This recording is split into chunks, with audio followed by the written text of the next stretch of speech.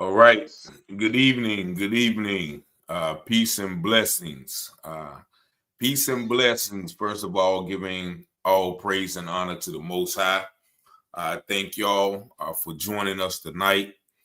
Um, I definitely, want to say thank Miss Curtis for being here uh, under the circumstances. Tonight, if you saw the video this morning, I gave you a little bit of a review about a situation that happened in Camden, New Jersey, in the Westmont section, where 46-year-old Keith Allen Edelin was the victim of a police-involved unalivement. And this happened on Sunday morning, November the 3rd, correct? Yes. November the 3rd, daylight savings time. And it was a police involved situation. And of course, like many of these things, we have not heard any national coverage of it.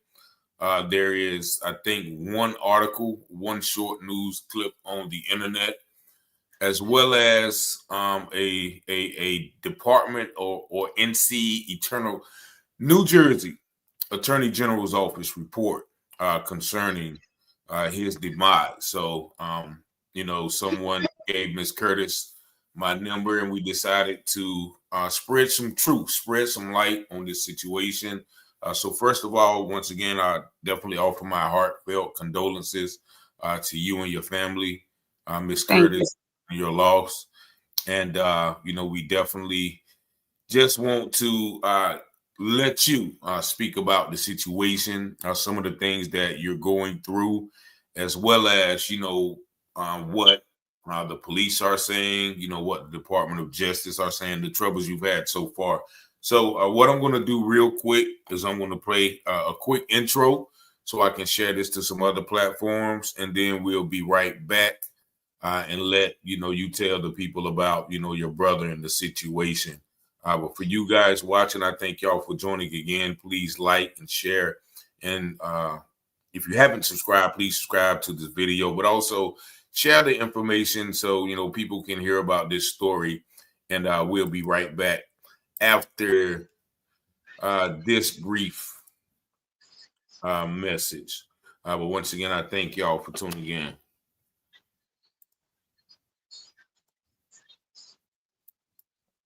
From local stories to Wayne County news, get ready to dive into everything happening in North Carolina with Taylor House Publishing. Got a story to share? Shoot us an email at taylorpublishinghouse@gmail.com. If you're looking to publish your book or need some top-notch mentorship, we've got your back. Join the excitement with the one and only Richard Taylor, right here at Taylor House Publishing. Speak with Richard directly at 919-587-7782. Don't forget to smash that like button, hit subscribe, and invite your family and friends to watch. From Wayne County to the Carolina coast, Taylor House brings the news you love most. Tune in on YouTube, don't miss a beat. Local stories that keep you on your feet. Taylor House, we got the scoop. Taylor House Publishing. All right. So once again, today we have Jasmine Curtis, and I see somebody in the comments already saying, peace and blessings and prayers to Miss Curtis. Miss Curtis is the sister of Keith Allen, not the mother. She's the sister. But also, before I begin, I did promise someone I will give their mother a shout out. And I want to do shout out Miss Juliet from Kinston. Miss Juliet from Kinston is 80 years old. I was at one of the companies that I work with, and a coworker of mine, told me that her mother watches me all the time. And I didn't think it reached that way, but it was definitely it was definitely humbling. So I definitely told her that I would shout her mother out tonight. So, Miss Juliet, if you are listening, I thank you for watching, and I hope God continues to bless you with long life. So, so Miss Curtis, how did you find out, about your brother's passing? My dad called me Monday. It had to have been like 1:45 because I was on my lunch break, and he told me that my brother had passed. So Oh, I was out eating, and I got the phone call. He said the state police and I believe another detective came to his house as I was on the phone with him to let them know that my brother had passed away. so it happened Sunday morning, like early, Sunday morning, like 1 or 2 in the morning. So when did y'all finally find out? Monday afternoon. My Monday. brother was a John Doe until Monday afternoon when they did his fingerprinting because they said he had no ID on him. Okay. And so what have you learned about what happened since this has transpired? Nothing really. They're pretty much keeping everything hush hush. They won't tell us anything. We haven't had a police report. We haven't had the death certificate, which is now picked up by a funeral home. But we weren't told exactly what was on it. Because yesterday you told me about something when they said that they couldn't release the body to you. Yeah, we were originally supposed to get my brother's body today.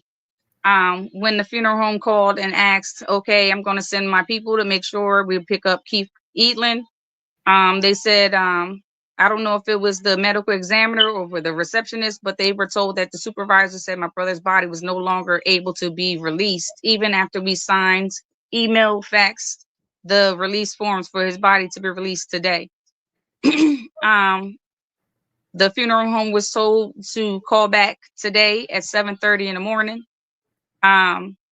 Soon as the funeral home called to see what was going on, they said my supervisor told me to tell you that we're not releasing the body due to the fact that your brother passed on daylight savings time. So it wasn't exactly 1:07 that he passed, it was 2:07. So that was the excuse that they gave us. I don't know. But that's what they were told. And they said they won't release his remains until the death certificate was corrected. As of today, it was corrected. We can get his remains on Sunday, and his viewing will be tomorrow. His viewing will be on Monday. So we Okay. do have access to his remains now. But All like right. I said, it was always an excuse to why after the release forms was given to the funeral home from the medical examiners, they got it signed, they got it received, and then the next minute, they said no, we weren't going to release it until the death certificate was corrected. But Yeah. the funeral home has been in the business for 30, 40 years, and they've never heard of anything like this ever. Oh, okay. So that's what I'm asking. Like, why didn't they just tell y'all that when they told y'all they couldn't release the body because we needed to change the time on the certificate. That's And why it's suspect. We don't know why they just couldn't tell him that day. We don't know. this happened in Camden, New Jersey. No, this happened in Westmont, New Jersey. It's Haddon Township. Okay. It's another part of the city. I believe if I'm not correct, if I'm not correct, I think it's still part of Camden County, but it's Haddon Township where it happened at in Westmont, New Jersey. Okay. And how far did your brother stay away from Haddon Township? I don't ever remember him ever talking about being in that area. He's never, even when I spoke to his best friends, no one's ever heard my brother say anything about being in Westmont area for any reason at all. And so, when you guys, I guess, because I read the article that you sent me, did the police tell you or your family any of their version of the events that No, happened that night? no, They didn't tell no, you anything. no. We Okay. don't have anything. So the only version of events that you got was the events that was on the Attorney General's website. Or what we seen previous before the Attorney General got in contact with her, what we seen on the news. It was a police involved shooting, black male deceased. He died an hour after he was at Cooper Hospital. And then they took his body to Shore Memorial Medical Center. I guess that's New Jersey State Medical Examiner's Office. They took him right after he passed away. And so when y'all spoke with them, did they answer any of y'all questions? Like, why did y'all move them? Like, what happened? They wouldn't answer any questions for us. They said they can't answer those questions for us because it's under investigation. Okay. And so you spoke with I guess the police or somebody. They actually told you guys not to say anything about it. The Attorney General's, I guess, Leon's, I forgot how you say it. Liaison. I guess liaison. I believe she works for the general attorney, and we were told to not believe what you hear on the news. Don't believe what you read in the newspapers. They gave us the website to their actual website, and they said everything on there is accurate. It will be updated if they got anything new. But when I called, nothing was new. We still don't get no answers. They can't answer any questions for us because it's under investigation. Okay, so today y'all went out to the scene because basically what they're saying from the DOG or whoever report is, like, your brother was at a building and he was inside the building and they got a call saying that it was a reported burglary, right? Attempted burglary, yes. Attempted burglary. But they said when they got there, they encountered your brother in the hallway. And then the article is very vague. It just says, the officer encountered your brother supposedly, reportedly, which I don't even believe, holding a knife, and then he fired his service weapon. What was said in the actual article is that 911 was called that an attempted burglary was in progress. When they got there, they said they encountered my brother in the stairway. They said it was an interaction with my brother and the police officer used his service weapon and shot. The police officer, I believe they said he did CPR or tried to wake to the ambulance arrived. That's how he ended up at Cooper, and he fought for his life for a whole hour before he passed. So that was said, and they said it was a knife retrieved at the scene, but they never said my brother lounged, came at the officer, fought. Anybody who knows my brother, he's been in the system pretty much all his life. So he knows to not fight against the police. He will not, it's just not his MO. He would never do something like that, and especially when he got kids that he loves very much. Everybody who knows my brother loves kids. It's just not his MO. He would never do that. It just doesn't make any sense to us. Tonight, me, my godmother, and one of his baby mothers, we had went out to the actual scene, and I took pictures and I have video. It's a senior citizen apartment complex or building. When you walk up to the building, it's a camera. As soon as you walk up to the front, then you can walk through a layer of doors, but you have to get buzzed into this place. And there's a camera inside the area where you have to get buzzed in. You have to know somebody who lives there to get buzzed in. And then once you get buzzed in, there's another layer of doors that you have to go through. And then there's cameras again, as soon as you go through those doors. I walked around the whole building. And when I tell you it's a good 10 cameras around that whole building, it doesn't make any sense. How can someone get inside of a building they have no access to? So he had to know somebody there. Mm-hmm. And then the police said that you guys won't be able to see any body cam footage or any other footage otherwise until I think they said the investigation was over. Until the investigation was over or goes to the prosecutors, or if they're going to press charges, or once the investigation is over, they're going to call me and my father into the office, to the Cherry Hill office, so we can sit down and watch the body cam ourselves. And then once they do the body cam and we see it, excuse me, once we see it, then that's when they'll release my brother's name and the police officer that used his service weapon to shoot my brother. So they haven't even released your brother's name or the police officer's name? No, I'm releasing my brother's name because I don't keep quiet for nobody.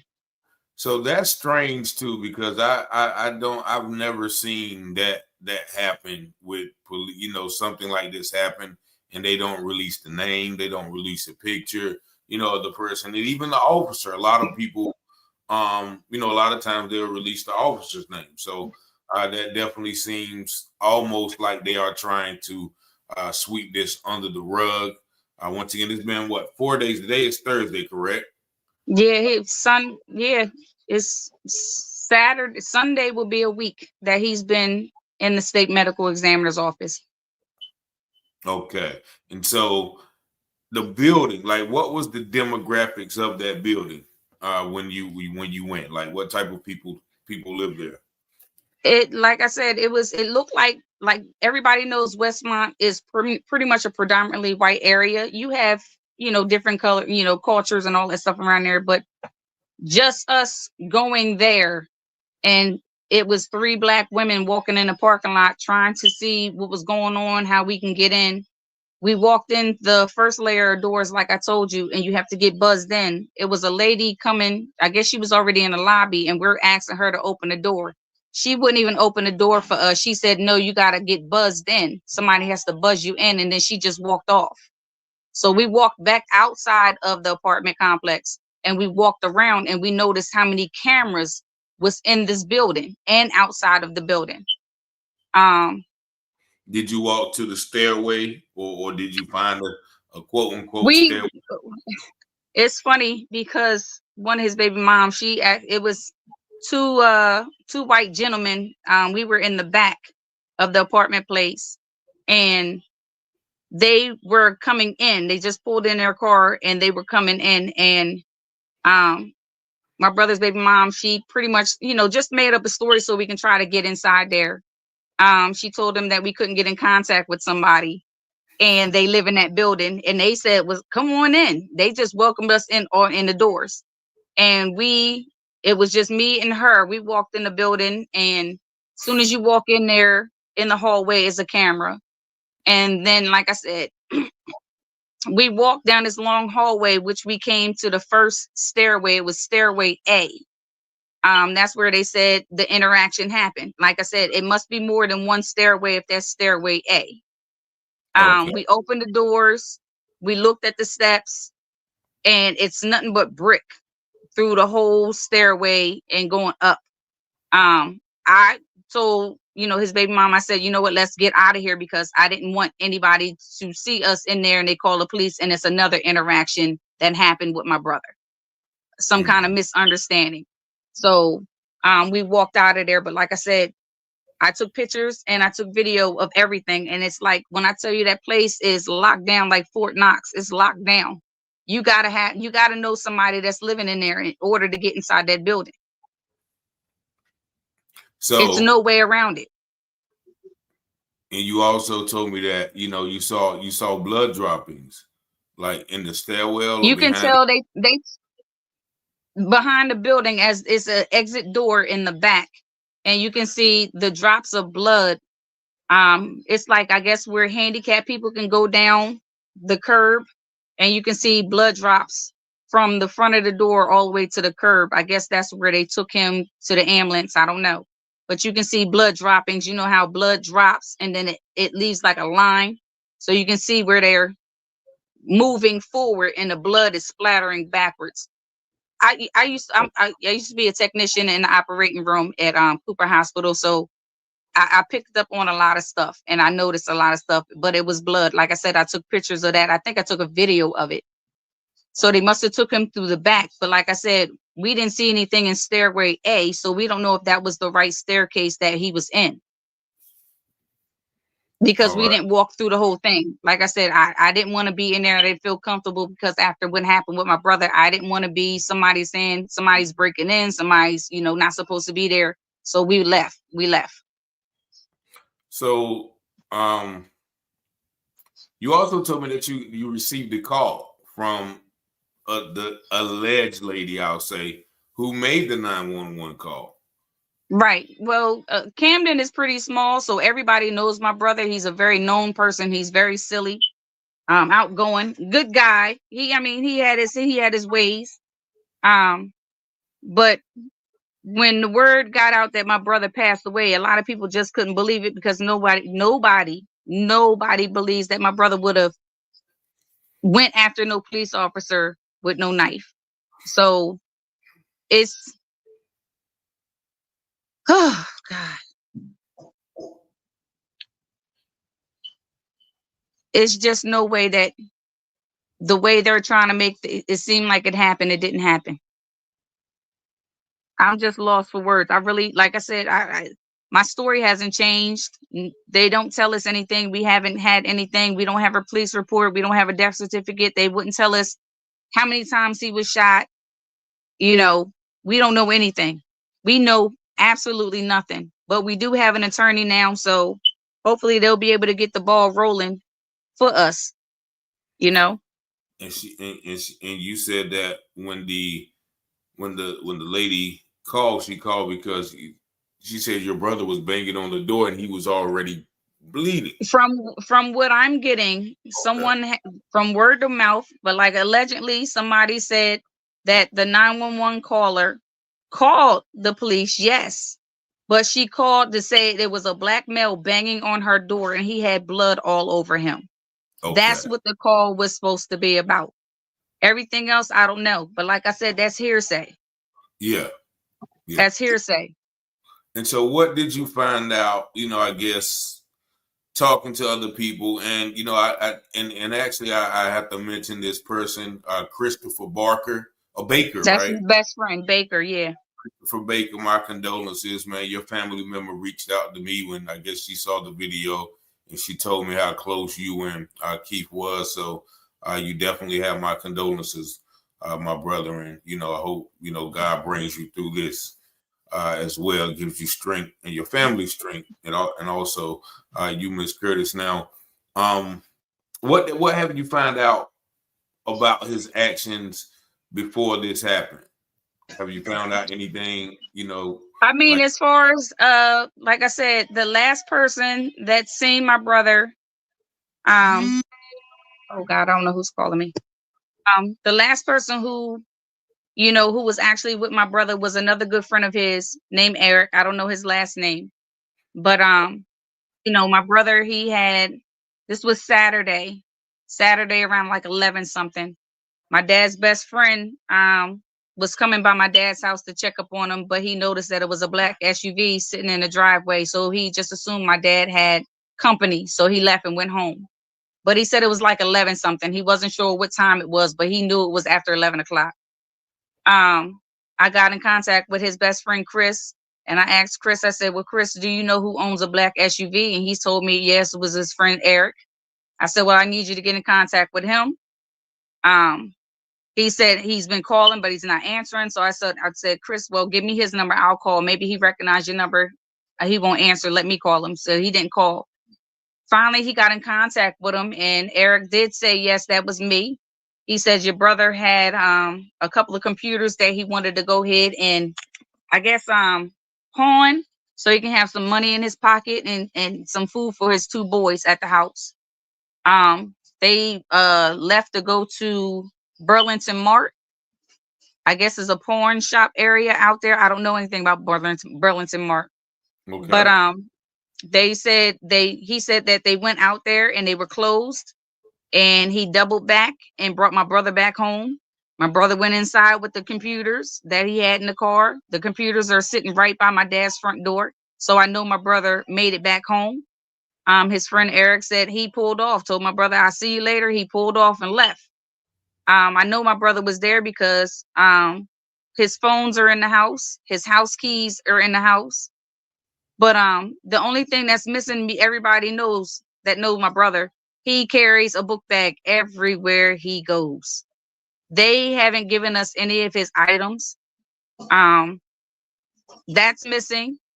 But we just don't understand how he got from that window from 11 to going to the Burlington Mart, coming back home. I don't know how long it took for him to get dropped off. And then my dad was in the living room and my brother was like, "Pops, I'll be right back." And he never came back. That was the last time. So we don't know how he got from Pennsauken to the area of where the apartment complex is in Westmont, New Jersey. When I tell you, it took us a while to get there because that's how far it is in Westmont, New Jersey. I've never been in that part of New Jersey ever. I work in Collingswood, New Jersey, and Westmont is right around the corner from my job, but I've never went across to Westmont. You got Collingswood and then turns into Westmont. I've never been in that area. So when we drove there tonight, it's far. And it's no way that my brother could have gotten there on foot. So someone had to take him out there. But like I said, my brother wasn't a perfect person. Everybody knows my brother, and I'm just being honest. My brother is not going anywhere new unless it involves a female. You understand what I'm saying? If it's a female that he just met, then fine. But it still doesn't make any sense how he got inside, and you have to punch a code in order to get inside this building. You understand what I'm saying? So when it took us, we left my house here in Camden. It took us a good, I want to say 15, 20 minutes just to get out there. And that's by car. So your brother didn't drive, if my brother's friend, let's just do a timeline. If my brother's friend picked up my brother at 11 something, let's just give them a whole hour. They were gone for an hour and then came back. What happened between 12 something to now their daylight savings times that they said not at 107 no more, is at 207? How did he get there? Yeah. We don't have no cameras. They're not giving us no video, nothing. We don't have anything. They should at least release that, because no, we don't even have the 911 call from the caller who says she called, but she didn't say it was an attempted burglary. They won't give us any of that. Now, I think there is a way from, previous discussions that we've had that you can request that information, called the Freedom of Information Act. And if I'm not mistaken, that supersedes I think, now I don't know, but I think, especially with the family, I think you guys have a right to hear the 911 call, to see the 911 call, and get the footage. So, right. Yeah, I'm pretty sure you guys do now, because a lot of times, once again, that's you can't get the 911 call, they said. So, but that seems like something that should automatically be a part of the investigation. A part of you saying, okay, well, let get the call. Let us be transparent about it. But you are what is right. it? No, they won't even, like I said, they won't even give us, my dad has no access even to the police report. So yeah, now that's public, and that's public record. Now they definitely have to come off that. So they didn't even give him a police report. No. I would advise you Monday to go. Because you got to go, I guess, to Westmont. Like, it was the Westmont police, right? Yeah, Westmont. I guess Westmont Haddon Township, their police department, I guess. Yes. You definitely have. Now that's nobody can stop you from getting that police report. So okay. Nobody can stop you. Around here it's $2. And the other places is free. But yeah, as long as you got the date and the time, they have to give you that police report. I don't know Okay. if your father asked them, but they definitely have to give you that. So that's a start. So you can at least, and it will have the officer's name up there. They can't withhold that from the public and you, because that is public record. So Right. that will help you get some traction about that. How old are your brother's children? Oh God, my brother's a grandfather. His oldest is Zaria. The middle one, underneath of her, is Alicia. And then you have his he has a little girl named Valentine. I don't know their ages. I know Zaria is old enough to have a baby, but I don't know how old she is. But you got Zaria, Alicia, you got little Valentine, she's a girl, and then you have his two boys, Aiden and Junior. Junior's a Keith Jr. Okay. So I know the two young boys, they're both 12. They're like months apart from each other. Mhm. Yes. Nothing. Stop before you get this wet. She got the 3-year-old right there. Right. Yeah, I'm sorry. Now you go ahead and take care of your business. Take care of your business. Hey, I love children as well. Mommy, what she say? What are you doing? Yeah, she asked me what I'm doing. So also somebody asked, I'm sorry. Go ahead, Rich. yeah, someone asked as well, does anybody have access to those phones to check the messages, check the calls and things like that? No, they don't. They're at home. I have someone that's supposed to be coming up. I have a real good friend who's supposed to be coming up, and he's into technology. That's what his business is about.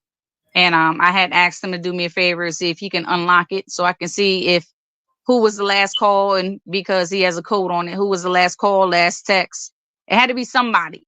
Because like I said, my dad said he just dropped the computers off at the front door. His keys were right there on the table by the front door. And he said, I'll be right back. And he never came back. So yeah, I have somebody that's going to see if they can unlock it for me. Okay. And I guess once we go from there, we can go ahead and start putting a little couple pieces together. Because like I said, it doesn't make sense. Yeah, this definitely doesn't make sense because I can see, like I said, if he went to see a girl and a girl set him up or whatever, but how in the world did the police get involved to that point where it's just something happens like that? Right. The whole story doesn't make sense. And Right. the fact that you told me that the building you have to buzz in, and that's that's it doesn't make sense. It doesn't make sense. So Chris is the best friend, and he knew the guy who dropped them off. Yeah, they're all real good friends, but I've known Chris longer than I've known Eric. I hear good things about Eric, but I've known Chris for years. So I know he wouldn't hold anything back. You know what I mean? But Yeah. he said the same thing. It just doesn't sound right. Something doesn't sound right. When was the last time you talked to him? I just spoke to Chris probably an hour or two before I spoke to you. No, I mean like your brother. I spoke to my brother on Friday. Yeah. Me and him, we are still, even after it's been 10 years since our mother has passed, we still mourn and grieve with each other. Because she was all like, when I tell you she was God sent, like she was one of the best moms in the world, and we took it hard because like I said, her death was circumstance. It was suspicious as well as her death, and we didn't get a chance to, I guess, grieve about it because we just don't have no understanding. And now I'm being hit with my brother's death, and I don't have no understanding. And a lot of people don't realize how close we were. Like I said, we've had good and bad times. We physically fought, but we ride or die for each other. You know, this is hard for me. I don't have my older brother no more. You know, I won't get them crazy phone calls in the middle of the night, him being silly and him popping up. And he has a 3-year-old niece, you know, that he'll never get to see again, you know. And it's just hard to understand, because he didn't deserve to go out like this. Not like this. Not like this, because he wasn't that type of person. He wouldn't have resist arrest. He wouldn't have. He just wouldn't. So, And you said that like I said, so when you talked to the attorney and you told them what I guess the attorney general told you, what did the attorney say about them, you know, telling you not to talk to anybody about the case? she just said that she asked us, the information on what happened. And then she asked us, have we spoken to anybody? We said no. But I did mention to her that I did speak to someone from the Attorney General's office, and they told us not to talk to anybody. They said, whatever you see on the news and the newspaper, don't believe. Everything you need to know that's the truth, or, their truth, is on their website. Go by what you see on their website. They said if the news finds out where my dad lives at, being as though it was a police involved shooting, they may come to his house. They asked us not to talk to them, because they want to go ahead and do an investigation. Yeah, But I'm one of them. I'm that sister that I don't keep quiet. I don't keep quiet for nobody. I don't care who it is. You can't tell me to keep quiet. I'm gonna put my brother's name out there, because this is wrong. This is all the way wrong. And so the lawyer that you talked to said that she had never heard anything like that. Like she's never heard of someone, of Attorney General or anybody, telling the victim's family to not speak to anybody. She's never heard that before. Yeah, and I've never heard that as well, because they don't have the authority to tell you that. And people are kind of saying too, like, when I assume your cousin would know this, but of course that they are taking people's organs now. So some people mention that when your brother do get back, you might, I don't know if there's a way to tell from a funeral director or things like that. Like I said, our family's been in the funeral home business for years. They will know if anything was altered, taken, all that stuff. So trust and believe. Even if they can't find anything, when I see my brother, I'm gonna look myself, because I've been in this field, so I can see when something is being messed with, or something don't look too right. But like I said, they got more history with dealing with bodies, and they can tell when something is altered. So, but when I tell you we good with this, we good with this. Okay. We good. And how is your father, taking it? Being like I said, he has a heart condition, and he's taking care of 2 boys by himself now. The oldest one, Aiden, his baby mom, or his mother, that's the one that was here today. My grandmother raised my nephew Aiden. So when she passed, he lost his mom. That was his mom. She knew him as his mom. Okay. So when she passed, my dad got custody of my nephew Aiden. So now my nephew knew who his dad was, Keith. He knew who Crummy was. Mm-hmm. That was his dad. But he looks at my dad as his dad, because he's been raised with my dad. Because like I told you, my brother's been in and out of the system, for some time. Now, when it comes to Junior is another situation. My brother was the only one who was able to control him. He has, he's very angry about what's going on right now. Okay. He's very angry. And it's a lot for my dad to handle right now with his situation. So that's why I make sure I show up to my dad's house every day. I make sure he's eating and taking his medicine. I make sure my nephews are good. I call my dad every hour, maybe every hour, every other hour, just to make sure he's okay. Because like I said, it's a lot. It's a lot to take in because his mother passed away and he was the only child. So my dad is getting hit all directions.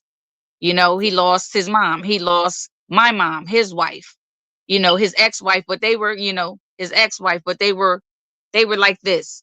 It didn't Yeah. matter if they was divorced or not. They were still like this. And now he lost his firstborn child. You know what I mean? So he's taking it hard, but I got my dad back. I got him. We good. Like my dad good. My nephews is good. I believe it. I believe it. I believe it. And so, you know, I thank you for sharing this story, and getting your brother's name out, Keith Allen Edelin, right? And you know, Yes. as I told y'all in the earlier video, if you guys want to call the Attorney General's office in New Jersey, and you know, let them know that you know you want to know the names of the officer and what happened to him, you can reach them at 609-292-4925, and somebody can type that in the chat. Once again, it's 609-292-4925. And that is the Attorney General's office, because we don't want them to, and I just put that, we don't want them to, you know, kind of sweep this under the rug, you know, just operate like, okay, we're gonna keep this in-house, you know, because you know they're not releasing the name of him or the officer, so the name is already out there, so they might as well release, you know, the rest of the information to, you know, help this family, you know, get some clarity, some closure, because right now it seems like, you know, they're going to try, you know, to keep this from being exposed. So that's what we are here to do, and I thank you, Ms. Curtis, for coming on and, you know, telling your brother's story. Is there anything else that you want to share with the audience, you know, about this situation? I just want everybody to keep me and my family in their prayers.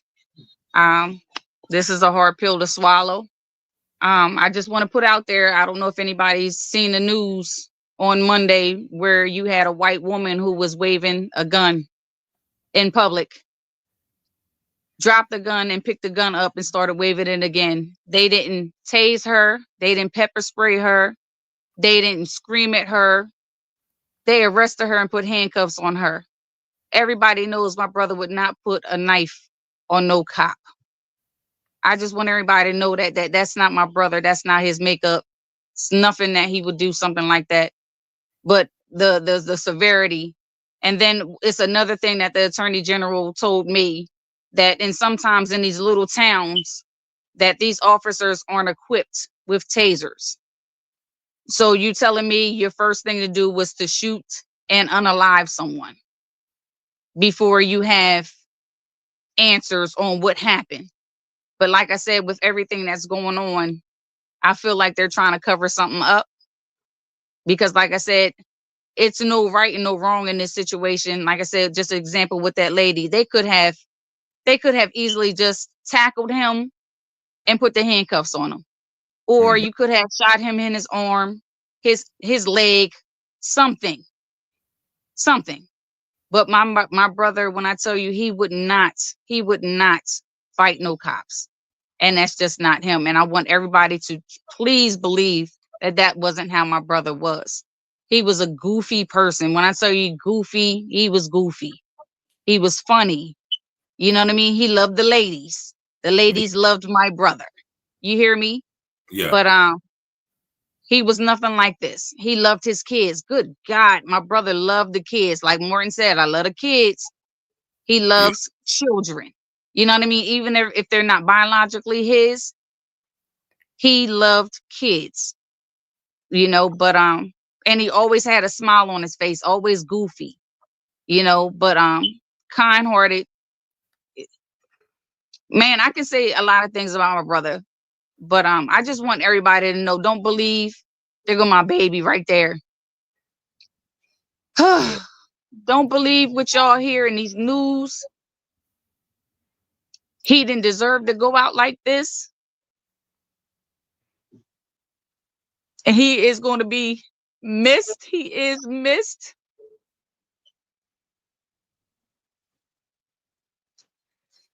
I just want justice for my brother because it's all the way wrong.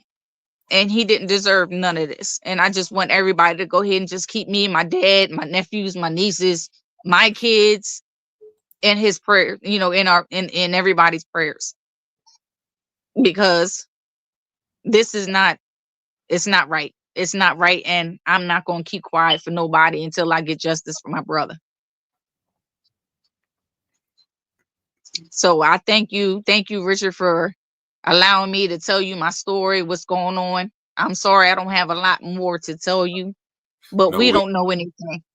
we're gonna keep up with it. You know, we're gonna, like I said, if I'll make some calls up there myself and see what's going on, because you know, once outside pressure gets to them, you know, they understand, okay, well, people know about this in North Carolina and Texas. So all of y'all, if y'all will call the Haddon Township, New Jersey, call and ask about, you know, this situation. Let them know that, you know, people know about it, because that's one thing that they thrive on is, you know, unawareness, you know, people being ignorant of the situation. But you know, I definitely send my heartfelt prayers and condolences. I pray that, you know, God will keep, you know, you and your family, give y'all strength, give y'all comfort, give y'all grace in the season, and that y'all will, you know, be vigilant and, you know, searching for the truth. And you know, remember, you know, sooner. No, actually, you can do it tomorrow. I'm thinking today is Friday, but yeah, you can actually do it tomorrow. You can go down there and request that report. And there's no reason that they would have of not giving it to you. And so, Yeah. I certainly thank you. I thank y'all in the chat for staying with us and giving us ideas. And you know, if anybody can call up there, either to the New Jersey Attorney General Office or the Haddon Township Police Department, and let them know that we know about it, then you know, I'm sure we would get, you know, some response, or the family would start to get a better response from, you know, these people telling them, you know, they don't know anything, or they can't talk to anybody, or they can't see this, or they can't see that, when they have lost a loved one. And so I thank you, Jasmine. Like I said, we'll keep in contact, and Thank you. I pray that y'all, you know, have a great night. Thank y'all for tuning in, and you know, check with us later concerning this story. But we appreciate y'all for tuning in. Hugs and kisses. Everybody sending love to you. So you know, we're definitely going to keep abreast of this story. But we thank you, Jasmine, for coming on and sharing with us tonight. Thank you. Have a good night. All right, y'all too. Y'all be good out there in the chat. Peace and blessings. Thank you, Richard.